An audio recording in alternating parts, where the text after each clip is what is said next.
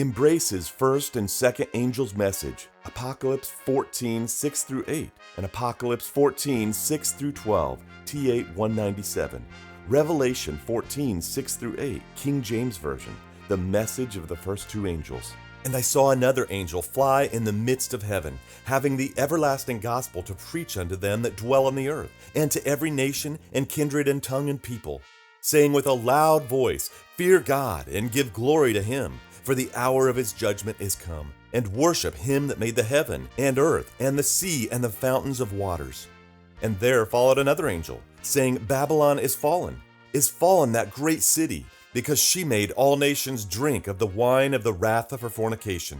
And the third angel followed them, saying with a loud voice, If any man worship the beast and his image, and receive his mark in his forehead or in his hand, the same shall drink of the wine of the wrath of God, which is poured out without mixture into the cup of his indignation. And he shall be tormented with fire and brimstone in the presence of the holy angels and the presence of the Lamb. And the smoke of their torment ascended up forever and ever. And they have no rest day nor night, who worship the beast and his image, and whosoever receiveth the mark of his name. Here is the patience of the saints. Here are they that keep the commandments of God, and the faith of Jesus.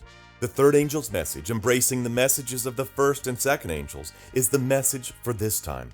We are to raise aloft the banner on which is inscribed, the commandments of God and the faith of Jesus. The world is soon to meet the great lawgiver over his broken law. This is not the time to put out of sight the great issues before us. God calls upon his people to magnify the law and make it honorable. When the morning stars sang together, and all the sons of God shouted for joy, the Sabbath was given to the world, that man might ever remember that in 6 days God created the world. He rested upon the seventh day, blessing it as his day of rest, and gave it to the beings he had created, that they might remember him as the true and living God. By his mighty power, notwithstanding the opposition of Pharaoh, God delivered his people from Egypt, that they might keep the law which had been given in Eden.